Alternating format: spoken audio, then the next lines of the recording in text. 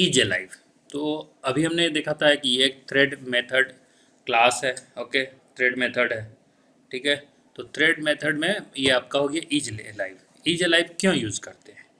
तो is alive is use to check whether a thread has finished its execution और not. मतलब ये check करेगा कि मतलब थ्रेड रनिंग में है, एग्जीक्यूशन कंप्लीट हो गया है नहीं कंप्लीट हुआ है। अगर ये रिटर्न्स करता है ट्रू, मतलब थ्रेड जो है वो कॉल करेगा कि ये रनिंग में है, अदरवाइज ये फॉल्स में जाएगा, ठीक है।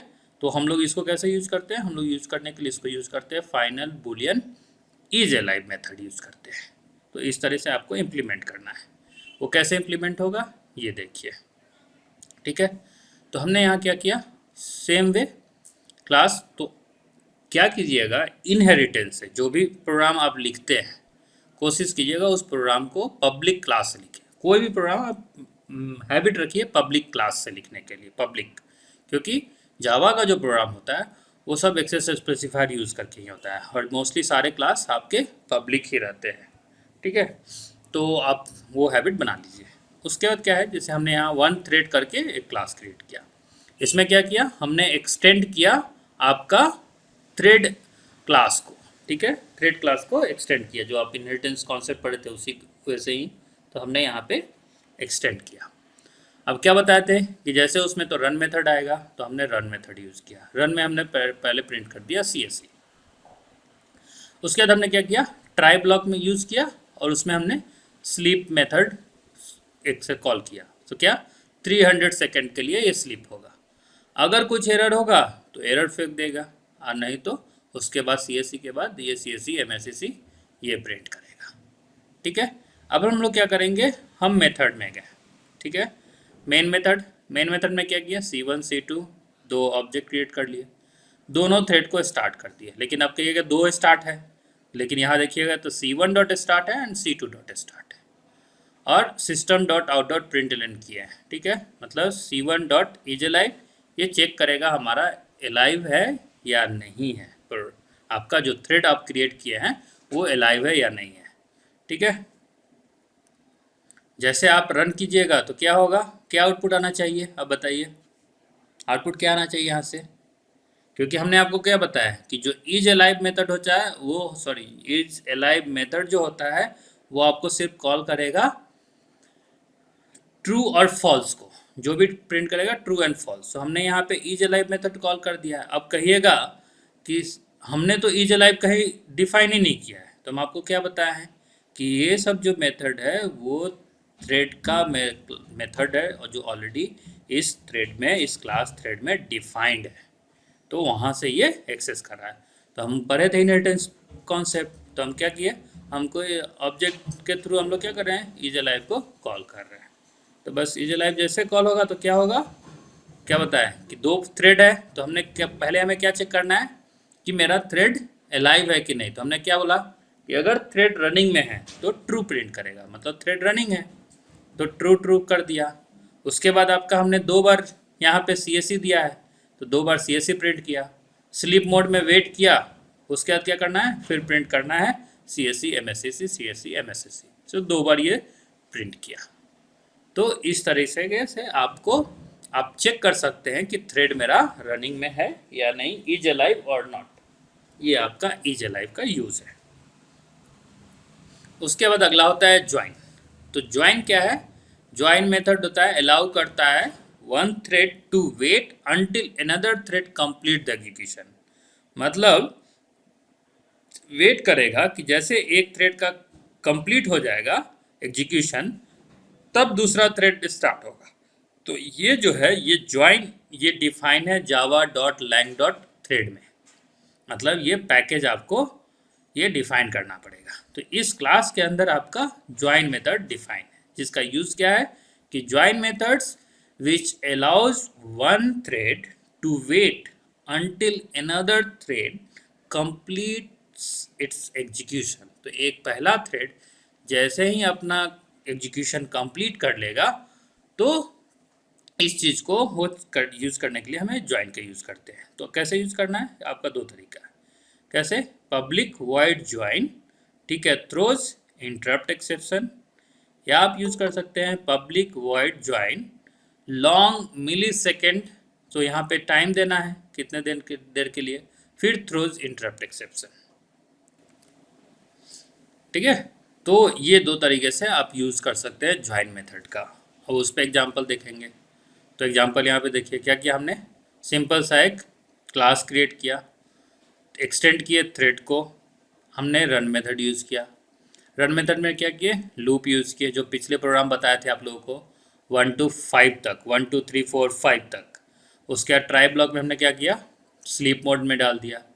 उसके बाद अगर कोई एक्सेप्शन होगा तो कैच ब्लॉक में कैच करेगा एक्सेप्शन। उसके बाद आई को प्रिंट कर दिए, ये हमारा ख़त्म हो गया। मेन मेथड में गए, मेन मेथड में क्या किए, T1 T2 T3 तीन ऑब्जेक्ट क्रिएट कर दिए। अब पहले T1 को स्टार्ट कर दिए, मेरा T1 स्टार्ट हो गया। अब क्या किए, फिर ट्राई ब्लॉक में डाल दिए। अब ऐसा नहीं है कि एक प्रोग्राम में आपका एक ही, यहाँ पे इस कॉन्सेप्ट में एक ट्राई कैच ब्लॉक हो गया, यहाँ पे फिर हो गया। तो हमने क्या किया, T1 डॉट ज्वाइन, हमने ये मेथड को ज्वाइन मेथड को कॉल किया। 1/2 का प्रोग्राम वो लिखकर हम आपको बता देंगे तो वो समझ में आ जाएगा। तो ठीक है, पहले उसी को समझाते हैं। ठीक है, तो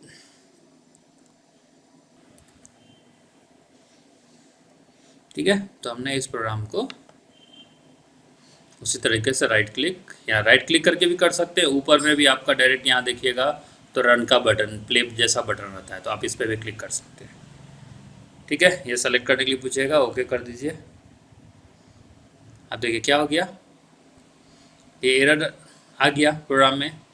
तो हमने इस प्रोग्राम में क्या किया, कोई भी एक्सेप्शन हैंडलिंग नहीं हुआ, ट्राई कैच ब्लॉक नहीं यूज किया। तो हमने ये क्या किया, एक्सेप्शन इन थ्रेड, ठीक है, Java dot line arithmetic division by 0। तो हमको क्या करना है, इस चीज़ को आपको try and catch block use करना है। अब वो कैसे यूज़ करेंगे तो वो भी देख लीजिए। जो हमको प्रोसीजर करना है वो प्रोसीजर ट्राई ब्लॉक के अंदर जाता है। ठीक है, तो फिलहाल इसको हम कट कर लेते हैं। ठीक है, तो पहले आपको ट्राई ब्लॉक देना पड़ेगा। ठीक है, हर ट्राई ब्लॉक के लिए एक कैच ब्लॉक होना ही है, अगर नहीं लिखिएगा तो गलत है। कम हर ट्राई के लिए एक कैच होना ही है, मल्टीपल भी कैच हो सकता है लेकिन ट्राई एक ही होगा और उसका कैच होगा। तो हम इस ट्राई के अंदर हम लोग डाल देंगे अपना जो हमारा मेथड है। अब ये हो गया। इसके बाद क्या करना है, क्योंकि जब इसमें कोई भी एरर होगा तो ये एरर थ्रो करेगा, जब ये फेंकेगा तो कोई मैकेनिज्म होना चाहिए जो कैच करे और बताए कि ये हमारा ये एरर इस कारण से आ रहा है। तो हम लोग क्या करेंगे, यहाँ पे कैच ब्लॉक यूज करेंगे। तो कैच, अब कैच में क्या होगा, ये जो हो गया क्या है, अर्थमेटिक ऑपरेटर का है। ठीक है, तो इसको बोलते हैं एक्चुअली अर्थमेटिक एक्सेप्शन। तो आपको यहाँ पे लिखना पड़ेगा कि अर्थमेटिक एक्सेप्शन है, मैटिक। अब कंट्रोल स्पेस दीजिएगा, देखिए अपने आप आ गया अर्थमेटिक एक्सेप्शन। और इसमें कोई भी आप एक पैरामीटर वेरिएबल कोई भी आप कुछ भी डाल सकते हैं, ए XP लिख भी सकते हैं, सिंपल ई भी लिख सकते हैं, ये आपके ऊपर है। ठीक है, हमने ई ही लिखा है। ठीक है, इस कैच ब्लॉक के फिर लिए एक ओपनिंग क्लोजिंग ब्रेस आएगा। अब इसमें क्या करना है, हमें प्रिंट करना है। क्या प्रिंट करना है कि ये नंबर जो है डिवीजन बाय 0 है। तो हम लोग सिस्टम डॉट आउट डॉट में दे देंगे कि डिवीजन बाय 0। ठीक है, हमने ये दे दिया एक्सेप्शन में। ठीक है, और अगर और कुछ लिखना है तो आप और कुछ भी इसके अंदर डिफाइन कर सकते हैं। बहुत सारा आप बहुत अब डिफरेंट तरीका का प्रोग्राम आता है, आप जो भी चाहे वो यूज़ कर सकते हैं। ठीक है, ठीक है, हमने यहाँ से प्रिंट हटा देते हैं। अभी यहाँ पे जरूरी नहीं ई लिखे, हम लिखे AXP भी लिख सकते हैं, कुछ भी। लेकिन यहाँ पे वेरी, आप फंक्शन पढ़े थे ना, फंक्शन में क्या करते थे, आर्गूमेंट पास करते थे, पैरामीटर पास करते थे ना। तो पैरामीटर में कैसे लिखते थे, आप लिखते थे ना इंट ए। तो यहाँ पे ए क्या होता था, एक वेरिएबल होता जो इंटीजर टाइप है। ठीक उसी तरह यहाँ पे AXP जो है, ये AXP इस अर्थमेटिक एक्सेप्शन को रेफरेंस करेगा। देखिए जब यहाँ पे एरो कीजिएगा तो ऑटोमेटिकली वहाँ पे लिखा हुआ है thrown when an exception arithmetic condition has occurred, example division by 0। तो ये ऑटोमेटिकली ये एक्सेप्शन हैंडलिंग करेगा। अब इसको प्रिंट करना है तो प्रिंट कर दीजिए, जो प्रिंट करना है तो हम लोग यहाँ पे एक प्रिंट कर देंगे। क्या, यहाँ भी एक सिंपल सा, हमको वैल्यू नहीं प्रिंट करेंगे, हम कुछ और यहाँ पे प्रिंट करेंगे। क्या, समथिंग आफ्टर एक्सेप्शन, कुछ भी वैल्यू आप दे दीजिए, कुछ भी जो लिखना है वो लिख दीजिए। हम यहाँ पे लिख देंगे आफ्टर एक्सेप्शन, ठीक है, ये हमने लिख दिया, ठीक है। अब इसके बाद हमने कैच ब्लॉक में एरर, हमने अभी आउटपुट नहीं प्रिंट किया है, ठीक है। अब हम क्या करेंगे, यहाँ पे हमारा अर्थमेटिक एक्सेप्शन हो गया, ठीक है, हमने ये चीज़ दे दिया।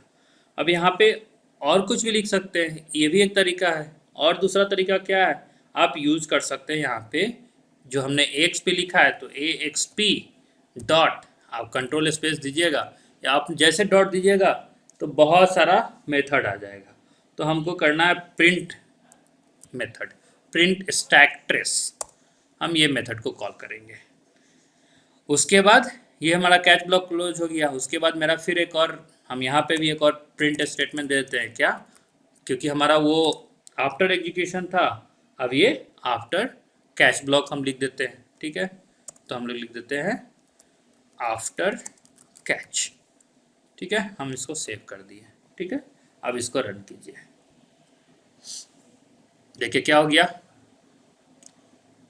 हम क्या किए, यहाँ पे लिखे after execution, after execution print किया, आफ्टर एग्जीक्यूशन प्रिंट किया, नहीं प्रिंट किया ना। जैसे हम यहाँ पे दिए, ए का वैल्यू 2 दे दीजिए, फिर रन करिए, क्या आता है देखिए, आफ्टर एग्जीक्यूशन आफ्टर कैच। तो आफ्टर एग्जीक्यूशन ये हो गया, कैच ब्लॉक में गया ही नहीं, सीधे गया कहाँ पे, कैच ब्लॉक के बाहर। क्या है कैच ब्लॉक के बाहर, आपका after catch, after catch after execution, दो प्रिंट किया, निकल गया मेरा प्रोग्राम। अगर यही इसी में हमारा गलत होता तो फिर कैसे पकड़ेंगे, अब प्रोग्राम में हम गलती कर रहे हैं पता नहीं चल रहा है। तो इसीलिए हम लोग यूज करते हैं ट्राई कैच ब्लॉक का। तो ट्राई, समझ गए, ठीक है। अब आपका है मेन थ्रेड इन जावा, तो वो क्या है आपका, अच्छा पिछला वाला एक्सप्लेन नहीं हुआ, ये एक्सप्लेन हुआ कि नहीं हुआ, ये हो गया था ना। Yes sir. ठीक है, तो जैसे ये जैसे रन किए तो हम क्या बोले आपको कि पहला थ्रेड जैसे कंप्लीट होगा उसके बाद नेक्स्ट थ्रेड स्टार्ट होगा, तो वो यूज होता है ज्वाइन के लिए। अब आपका है मेन थ्रेड इन जावा। मेन थ्रेड इन जावा क्या है आपका, जब जब भी जावा प्रोग्राम स्टार्ट होता है तो क्या होता है, एक थ्रेड स्टार्ट हो जाता है रनिंग के लिए immediately. This is called main thread of our program. तो जो पहला थ्रेड आपका वन थ्रेड बिगिंस होता है इमीडिएटली जैसे जब प्रोग्राम स्टार्ट होता है, तो वो कहलाता है main thread of program, because it is the one that executes when our program begins. जैसे हमारा प्रोग्राम बिगिन स्टार्ट होगा तो वैसे ये एग्जीक्यूशन को करने के लिए हमको स्टार्ट करना होगा, जो आपका मेन थ्रेड हम लोग यूज करते हैं, जिसको हम लोग मेन बोलते हैं। तो वो भी एक थ्रेड है, क्योंकि प्रोग्राम एग्जीक्यूट होने से पहले, प्रोग्राम स्टार्ट होने से, जैसे आप कंपाइल कीजिएगा तो कैसे, कंपाइल होने से पहले हमारे पास कुछ तो होना चाहिए ना जिसमें उसको स्टोर करे और उसको एग्जीक्यूट करे, तो उसी चीज़ को हम लोग बोलते हैं मेन थ्रेड। सो किसी भी जावा, जो भी जावा प्रोग्राम स्टार्ट होता है तो उसमें ऑलरेडी एक थ्रेड रहता है, वो इमिडिएटली उसको स्टार्ट करने के लिए। अब कैसे कंट्रोल कीजिएगा मेन थ्रेड को, तो मेन थ्रेड को कंट्रोल करने के लिए पहला आपका main thread is created automatically when our program is created, जो आपके बता दिए कि ये क्रिएट उसी समय हो जाएगा जब आप प्रोग्राम स्टार्ट करते हैं। To control it must obtain a reference to it. So आप इसको कंट्रोल करने के लिए आपको रेफरेंस आपको यूज करना पड़ेगा। वो कैसे यूज होगा रेफरेंस, वो यूज होगा आपका एक मेथड है करेंट थ्रेड मेथड, जो आपको यूज करना पड़ेगा उस थ्रेड क्लास में, ठीक है। जैसे आप इसको यूज करेंगे इस मेथड को, तो ये मेथड रिटर्न करेगा एक रेफरेंस थ्रेड जब वो कॉल करेगा, ठीक है।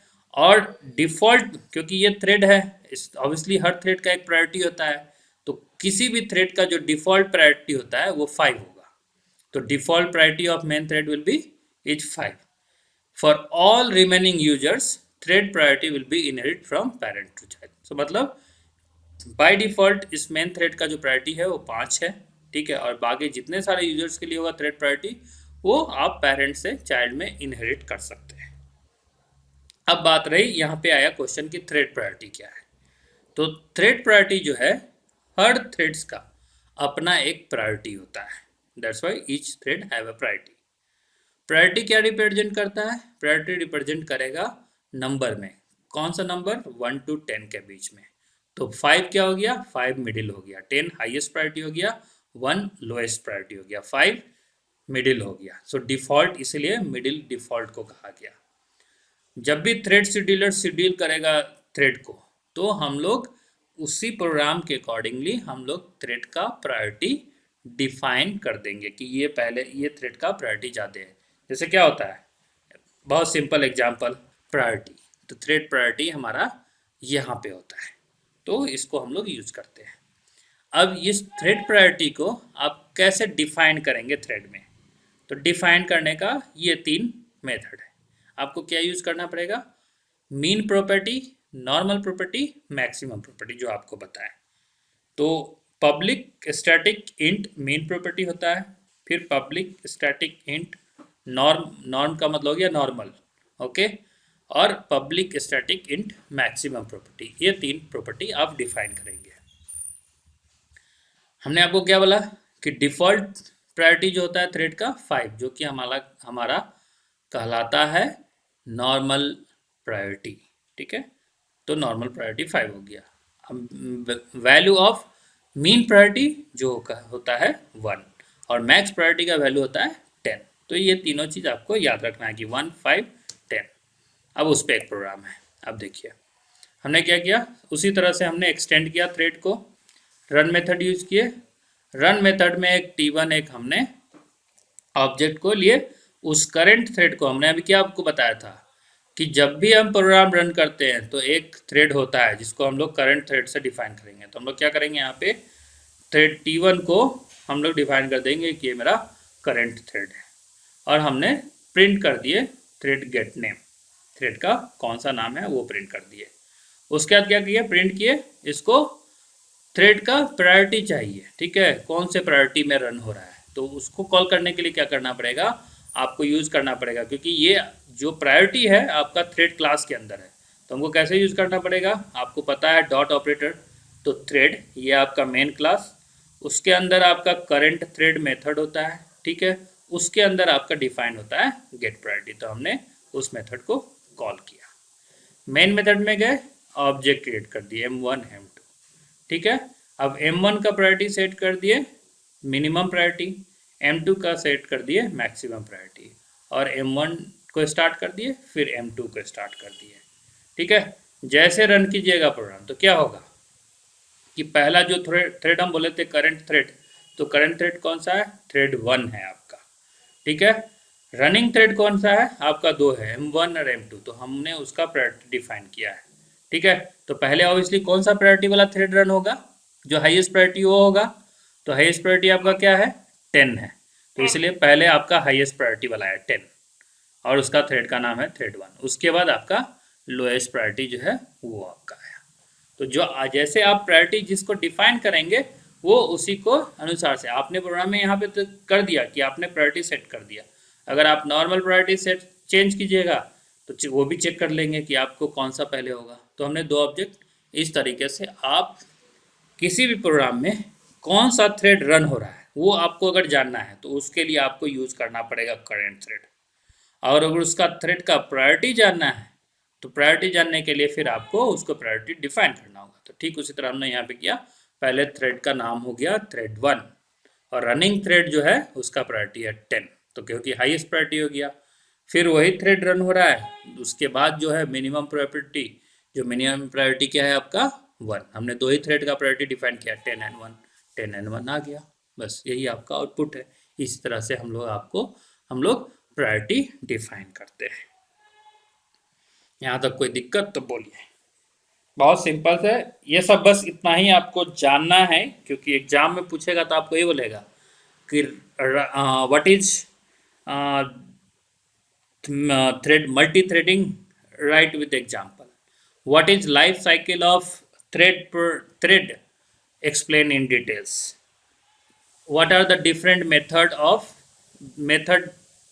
इन method of class in thread, या आपको बोल देगा कि write the syntax example of the following, क्या, is a life, thread priority, that priority, ठीक है, उसी तरह से आपका ज्वाइन, इज ए लाइफ। तो ये आपको दे देगा, आपको सिंटेक्स लिखना है, एक एग्जाम्पल प्रोग्राम लिखना है, बस इससे ज़्यादा इसमें नहीं पूछने वाला है, अगर पूछता है तो। अगला आपका होता है सिंक्रोनाइजेशन। सिंक्रोनाइजेशन का मतलब क्या है, क्यों हमें सिंक्रोनाइजेशन की पहले ज़रूरत होती है। तो कोई भी जो मल्टी थ्रेडिंग प्रोग्राम हम लोग लिखते हैं तो क्या होता है, एक ऐसा सिचुएशन जाएगा जहाँ पे बहुत सारा एक्स थ्रेड हो जाएगा, ठीक है। हम लोग क्या पढ़े थे कि थ्रेड सेम मेमोरी लेता है, शेयर करता है सेम मेमोरी स्पेस को। तो बहुत सारा जब थ्रेड हो जाएगा तो सारा थ्रेड तो उसी रिसोर्स को एक्सेस करेगा। जब उसी रिसोर्स को एक्सेस करेगा तो वहाँ पे तब जाके प्रॉब्लम अकर हो जाएगा। जब ये सिचुएशन आ जाएगा यहाँ पे, तब आपको ज़रूरत होगी सिंक्रोनाइजेशन की। तो सिंक्रोनाइजेशन क्या करेगा कि only one thread will be access the resource at given point of time. तो सिंक्रोनाइजेशन क्या करता है, उस टाइम के लिए सिर्फ एक ही थ्रेड को एक्सेस के लिए अलाउ करेगा उसके रिसोर्स को। वो रिसोर्स एक्सेस हो जाएगा तब दूसरे थ्रेड को अलाउ करेगा। तो क्या है सिंक्रोनाइजेशन? सिंक्रोनाइजेशन एक ऐसा सिचुएशन है जो मल्टी थ्रेडिंग प्रोग्राम में एक ही समय में बहुत सारे थ्रेड अगर रिसोर्स को एक्सेस करने चाह रहे हैं या कर रहे होते हैं, सेम रिसोर्स को एक्सेस करते हैं, तो उस समय एरर आ जाता है। वहाँ पे error produce result as error आएगा। जब एरर आएगा तो गड़बड़ हो गया, तो तुम थ्रेड का कॉन्सेप्ट का गलत हो गया। तो उस सिचुएशन को हैंडल करने के लिए हमारा आया मेथड, जिसको हम लोग बोलते हैं सिंक्रोनाइजेशन। सिंक्रोनाइजेशन क्या करता है, वो अलाउ करेगा एक ही थ्रेड को एक्सेस करने के लिए उस रिसोर्स को उस टाइम के लिए। बाकी उसके बाद जैसे उस टाइम उसका रिसोर्स का टाइम वो एक्सेस हो जाएगा, तो उसके बाद आपका दूसरा रिसोर्स, दूसरा थ्रेड उस रिसोर्स को एक्सेस कर सकता है। एग्जाम्पल, उसके बाद सिंक्रोनाइजेशन जावा में हम लोग कैसे यूज कर सकते हैं। तो जावा में जो सिंक्रोनाइजेशन है उसका होता है कि capability to control the access of multiple threads to any shared resource. तो क्या करेगा ये सिंक्रोनाइजेशन, ये कंट्रोल करेगा उस जो मल्टीपल थ्रेड एक्सेस कर रहा है उस शेयर्ड रिसोर्स को, ठीक है। And synchronization is better option, ये बहुत अच्छा तरीका है एक ही टाइम पे एक ही थ्रेड को शेयर रिसोर्स यूज करने के लिए। अब क्या है, understanding the problem without synchronization. अब विदाउट सिंक्रोनाइजेशन देखिए, अब ये जो हम प्रोग्राम देखे थे, ठीक है, हमने क्या किया, यहाँ पे देखिए हमने एक क्लास क्रिएट किया टेबल, इसमें एक मेथड दे दिए प्रिंट टेबल, यहाँ पे वेरिएबल दे दिए, ठीक है। हमने लूप में जाके 1 to 5 दे दिए, ठीक है। System dot out dot print n into I को प्रिंट कर दिए, ठीक है। टेबल को प्रिंट करना है 1 into 1 1 into जो भी है, उसके बाद स्लीप डाल दिए यहाँ पे। तो ये जो मेथड है, ये आपका मेथड सिंक्रोनाइज यहाँ पे नहीं होगा। क्यों नहीं होगा? क्योंकि आप इस मेथड को अगर देखिएगा तो आपने इसको कहाँ पे प्रिंट किया है, सिंक्रोनाइजेशन क्यों नहीं, क्योंकि आप यहाँ पे थ्रेड को स्लीप मोड में डाल रहे हैं, ठीक है, और यहाँ पे आपने यहाँ पे रन ही नहीं किया है, थ्रेड को स्टार्ट ही नहीं किया है। तो क्या होगा, ये आपका सिंक्रोनाइजेशन का प्रोसेस होगा कैसे, होगा ही नहीं प्रोसेस। तो ये हो गया प्रॉब्लम। अब उस प्रॉब्लम को सॉल्व कैसे कीजिएगा, तो उस प्रॉब्लम को सॉल्व करने के लिए ये तरीका आएगा। क्या तरीका आएगा कि आप एक थ्रेड क्रिएट कीजिए, ठीक है, उसको एक्सटेंड, ठीक, टेबल टी क्रिएट कर दीजिए, ठीक है, माई थ्रेड, ठीक है, 1 टेबल टी उसमें कॉल कर दीजिए। आप ऑलरेडी पढ़ चुके हैं दिस कीवर्ड का यूज, हमने दिस कीवर्ड यूज करके ये लोकल रेफरेंस के लिए ये यूज कर दिया, ठीक है। हमने उसके बाद वो रन में जाकर तब प्रिंट मेथड कॉल करेंगे, ठीक है। तो प्रिंट मेथड कॉल जब करेंगे तो ये हमारा यहाँ पे देखिए रन हो गया, पिछले वाले में तो हमने किए नहीं तो गलत हो गया था। फिर यहाँ पे दूसरा तरह से उसी तरह दूसरा थ्रेड, दूसरा क्लास क्रिएट कर दिए, उसमें भी फिर जाके रन मेथड में हमने प्रिंटेबल 100 का कर दिए, ठीक है, और फिर मेन मेथड में जाके T1 T2 को क्रिएट कर दिया। ठीक है, तो अब इसको कीजिएगा तो ये सिंक्रोनाइजेशन होगा। क्यों? क्योंकि आपने इसके लिए रन किया है। यहाँ पे पिछले वाले में कुछ नहीं था, रन इसके लिए प्रोसेस करवे नहीं किए, क्योंकि ये थ्रेड प्रोग्राम में तभी होगा जब आपका रन मेथड होगा। यहाँ पे तो रन है ही नहीं, तो गलत हो गया, सिंक्रोनाइजेशन होगा नहीं इसका। तो सिंक्रोनाइजेशन कैसे होगा, उसके लिए आपको ऐसे करना पड़ेगा। तो ये सिंक्रोनाइजेशन का तरीका है। ठीक है, तो जैसे रन कीजिएगा तो आपको आएगा आउटपुट 500, 10, 200, 15, 300, ऐसे करके आपको आउटपुट आएगा। ठीक है, अब क्या है आपका, देखिए अब यहाँ पे इतना सारा डिफरेंट आ गया आउटपुट, 500, 10, 200, 15, 300, ठीक है, 20, 400। तो क्या आना चाहिए, 5, 10, 15, 20, 25, 100, 200, 300, 400, 500 आना चाहिए। ठीक है, अब देखिए तो क्या करना है उसके लिए कि by calling sleep method that allow execution to switch another method. क्योंकि हमने जो मेथड कॉल किया उसमें जो जिसको जहाँ जैसे कॉल करे वो आपको, तो इसीलिए आपको रिजल्ट में क्या आया, हमने स्लीप मेथड का यूज़ तो नहीं किया, तो डायरेक्टली इसलिए आपका मिक्सअप रिजल्ट आ गया। जब मिक्सअप रिजल्ट आएगा तो मतलब आपका ये सिचुएशन कहला जाता है रेस कंडीशन। मतलब रेस कंडीशन क्या हो गया कि थ्रेड्स एक दूसरे से सब दौड़ लगा रहा है कि पहले हम तो पहले हम, तो जो पहले आउटपुट आएगा वो पहले आएगा, उसके बाद जो आएगा उसके बाद आएगा। इसलिए आपके आउटपुट पे इस तरीके से आउटपुट आ गया। तो आप देखिएगा प्रोग्राम में, तो देखिए कहीं भी हम स्लीप मेथड यूज़ किए हैं, नहीं यूज़ किए हैं। तो यहाँ भी रन मेथड कॉल कर रहे हैं, यहाँ इसमें भी रन मेथड कॉल कर रहे हैं। तो क्या कहा कि जैसे ही आप नहीं यूज़ किए स्लीप मेथड तो क्या करेगा, रिजल्ट आपका मिक्सअप होगा, और जब रिजल्ट मिक्सअप होगा तो उसको रिजल्ट क्या करेगा, अनसिंक्रोनाइज होगा। और इस सिचुएशन को हम लोग बोलेंगे रेस कंडीशन। रेस कंडीशन क्या कि थ्रेड्स आर रेसिंग।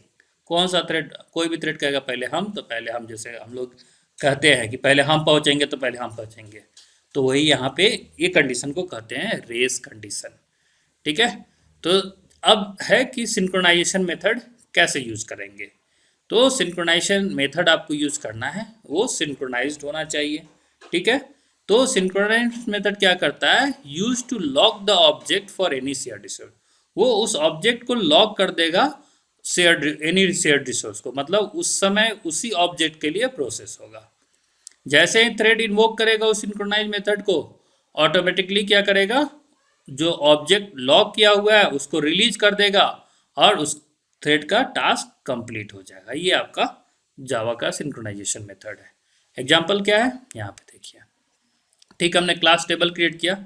अब देखिए हमने क्या बताया, आपको सिंक्रोनाइज्ड यूज़ करना है। तो हमने क्या किया, यहाँ एक कीवर्ड यूज़ किया synchronized, void print table int N. जब आप ये दीजिएगा तब आपका ये सिंक्रोनाइज हो जाएगा। अब इंट I5 स्लीप सब दे दिए, तो ठीक है, तो रिमेनिंग स्टेप्स जो है आपका प्रीवियस प्रोग्राम का है। ठीक है, जो आपको पिछले वाले प्रोग्राम में दिखाए थे। तो यहाँ पे अब आपका ये होगा सिंक्रोनाइज्ड। वहाँ पे हमने ये नहीं यूज़ किया था सिंक्रोनाइज्ड, तो क्या हुआ था, रेस कंडीशन आ गया था। अब यहाँ पे क्या हुआ, जैसे सिंक्रोनाइज देंगे सारा रेस कंडीशन ख़त्म हो जाएगा और रिजल्ट आएगा इस तरीके से 5, 10, 15, 20, 25, 100, 200, 300, 400, 500, ऐसे रिजल्ट आपका आएगा। नहीं तो फिर क्या होता है, मिक्सअप रिजल्ट आ रहा था, हमें कुछ पता ही नहीं चलता। तो इसीलिए हम लोगों को सिंक्रोनाइजेशन की ज़रूरत पड़ती है। अब जब आप ऐसा यूज़ करते हैं तो आपको थ्रेड में कम्युनिकेशन करना होगा, मतलब थ्रेड के बीच में कम्युनिकेशन, जिसको आप कोऑपरेशन भी कहिए। तो ये क्या करता है, ये थ्रेड्स कम्युनिकेट करेगा, synchronize threads communicate with each other. तो कैसे कम्युनिकेट करेगा, उसको कम्युनिकेट करने का तरीका आपका 3 मेथड आपको यूज़ करना पड़ेगा जो ऑब्जेक्ट क्लास का है, वेट, नोटिफाई, नोटिफाई ऑल। ठीक है, तो वेट मेथड क्या करेगा आपका, अब जैसे आप वेट मेथड यूज करेंगे तो क्या करेगा, cause current thread to release the lock and wait until either another thread invokes the notify.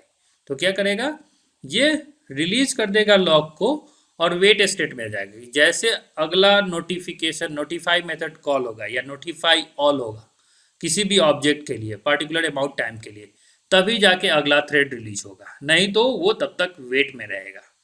सो जो भी उस समय का जो करंट थ्रेड है वो उसका ऑब्जेक्ट मॉनिटर करते रहेगा, जैसे ही नोटिफाई या नोटिफाई ऑल करेगा तब उसके बाद अगला थ्रेड कॉल करेगा। तो उसके लिए आपको क्या है, ऐसे यूज करना पड़ेगा, public void final wait method का यूज करना पड़ेगा। इसमें भी आपका एक्सेप्शन है। या आप लॉन्ग टाइम आउट, तो टाइम आउट आप दे सकते हैं, स्पेसिफिक टाइम के लिए आप उसको लॉक कर सकते हैं।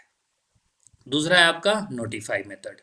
नोटिफाई मेथड क्या है, उस चीज़ को नोटिफाई मतलब वेकअप सिग्नल, मतलब आप रेडी हो जाओ, नेक्स्ट थ्रेड मतलब हमारा जो ऑब्जेक्ट है वो वेट करते रहेगा कि जैसे उसको वेकअप सिग्नल मिलेगा वो थ्रेड स्टार्ट हो जाएगा, ठीक है, मतलब रेडी कर हो जाएगा।